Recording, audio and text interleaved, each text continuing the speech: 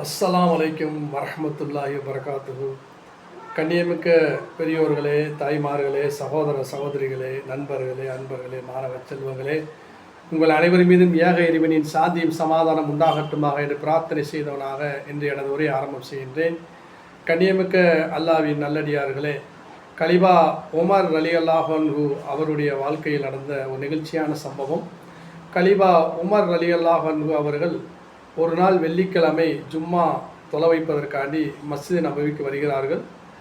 அப்பொழுது மஸ்ஜித் நபவிக்கு வந்து மிம்பரில் ஏறி குதுபா பிரசங்கம் செய்வதற்கு ஆயத்தமாகும் பொழுது அந்த சபையில் இருந்த ஒரு இளைஞர் எழுந்திருத்து கலிபா உமரை நோக்கி கேட்கிறார்.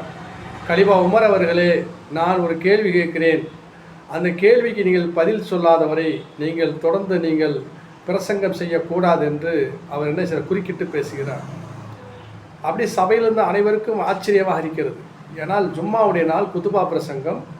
அந்த நேரத்தில் ஒரு இளைஞர் இப்படி ஒரு கேள்வியை கேட்டு விட்டாரே என்று அனைவருடைய பார்வையும் அந்த இளைஞர் மீதும் கலிபா உமர் ரலியல்லாஹு மீதும் அனைவருடைய பார்வையும் பார்த்த வண்ணமாக இருக்கிறார்கள்.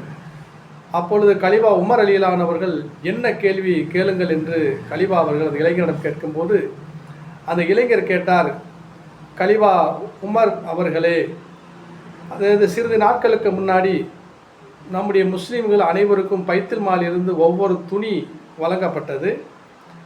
அப்படி ஒவ்வொரு துணியாக எங்கள் அனைவருக்கும் நீங்கள் வழங்கினீர்கள். ஆனால் இன்று கலிபா அவருடைய உடம்பில் அந்த பைத்துல் மாலிலிருந்து பெறப்பட்ட 2 துணிகள் இருக்கின்றது. சாதாரண முஸ்லீமை விட கலிபா அவர்கள் பைத்துல் மாலிலிருந்து 2 துணிகள் எடுத்துக்கொள்வதற்கு இஸ்லாம் அங்கீகரிக்கிறதா? இதற்கு தாங்கள் சரியான பதில் சொல்ல வேண்டும் என்று அந்த இளைஞர் கேட்கிறார். கலிபா அவர்கள் பதில் சொல்வதற்கு ஆயத்தமாகும் பொழுது அவருடைய மகனார் அப்துல்லா இப்னு உமர் அந்த சபையில் இருந்து எழுந்திருத்து எல்லோருக்கும் விளங்கும்படியாக சொல்லுகிறார், என்னருமை தோழர்களே, பைத்துல் மாலிலிருந்து வழங்கப்பட்ட துணியைப் போல் என் தந்தைக்கும் ஒரு துணி தான் வழங்கப்பட்டது. என் தந்தை அவர்களுக்கு அந்த ஒரு துணியான என் தந்தை அவர்கள் உயரமானவர்கள். அவர்களுக்கு அந்த துணி அணிந்தால் அவர் உயரத்திற்கு போதவில்லை. அதனால் எனக்கு வழங்கப்பட்ட பங்கையும் என் தந்தைக்கு வழங்கிவிட்டேன். அவை என்னுடைய துணியும் சேர்த்து அவர் என்ன செய்கிறார், அணிந்து கொண்டு இந்த ஜும்மா தொலைக்காண்டி வந்திருக்கிறார் என்று அவருடைய மகனார் பதில் சொல்கிறார். இதை கேட்டவுடன் அந்த இளைஞர், அல்ஹம்துலில்லாஹ், என்னுடைய கேள்விக்கு சரியான பதில் கிடைத்தது, என் சந்தேகத்திற்கு சரியான தீர்வு கிடைத்தது. இப்படிப்பட்ட ஒரு நேர்மையான ஒரு ஆட்சியாளரை எங்கள் மீது அல்லாஹ் ஆட்சி செய்து வைத்து அல்லாவுக்கே எல்லா புகழும் என்று சொல்லி தொடர்ந்து பேசுங்கள் அமீருல் முஃமினீன் அவர்களே என்று சொல்லி அந்த இளைஞர் அமர்ந்து விட்டார். அதற்கு பின்னால் தான் கலிபா அவர்கள் தன்னுடைய பிரசங்கத்தை ஆற்றியதாக வரலாற்றை பார்க்கிறோம். கண்ணியமிக்க அல்லாஹ்வின் அடியார்களே, கொஞ்சம் சிந்திக்க வேண்டும். அதாவது அமீருல் முஃமினீன் கலிபா உமர் ரலியல்லாஹு அன்ஹு என்பவர்கள் சாதாரண ஆட்சியாளர் அல்ல, மிகப்பெரிய ஒரு சாம்ராஜ்யத்துடைய சக்கரவர்த்தி. ஏன்னா கலிபா உமர் ரலியல்லாஹு காலத்தில் தான் இஸ்லாம் வந்து பெரிய பெரிய பேரரசுகளாம் வென்று அந்த பேரரசுகளாம், அதாவது ரோம் பாரசீகம் போன்ற பேரரசுலாம் உள்ளடக்கிய மிகப்பெரிய இஸ்லாமிய சாம்ராஜ்யம். அந்த சாம்ராஜ்யத்துக்கெல்லாம் சக்கரவர்த்தியாகத்தான் கலிபா உமர் அவர்கள் இருக்கிறார்கள். அப்படிப்பட்ட உமர் ரலியல்லாஹு ஆடையை பற்றி தான் இந்த சம்பவத்தில் பார்க்கிறோம். சாதாரணமாக அதாவது பொதுமக்களுக்கு கொடுக்கப்பட்ட அந்த ஒரு ஆடையைத்தான் பைத்துல் மாலிலிருந்து வாங்கி இவர் உடுத்தி கொண்டு அந்த ஆடை பற்றாக்குறையினால் தன் மகனிடத்தில் இருக்க ஆடையும் வாங்கி அணிந்து கொண்டு ஜும்மா தொழிலுக்கு வந்திருக்கிறார் என்று சொன்னால் அந்த கலிபா அவர்கள் எப்படிப்பட்ட ஒரு எளிமையான எப்படிப்பட்ட ஒரு ஆட்சி அந்த மக்களுக்கு ஆட்சி செய்திருக்கிறார் என சிந்திக்க வேண்டும். இன்று ஆட்சியாளர் என்று பார்க்கிறோம். சாதாரணமாக இன்று வேண்டாம், அந்த கலிபா உமர் ரலியல்லாஹு காலத்தில் வந்த மன்னருடைய வாழ்க்கையை பார்த்தாலும் கூட மன்னர் என்றாலே என்னான்னு சொன்னால் அவர்கள் வந்து மக்கள் சொத்தை தன் சொத்தாக பயன்படுத்துவார்கள்.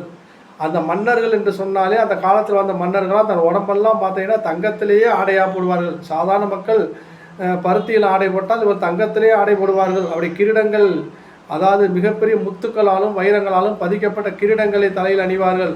அவர் அமரக்கூடிய சிம்மாசனமே தங்கத்தினால் இருக்கும்.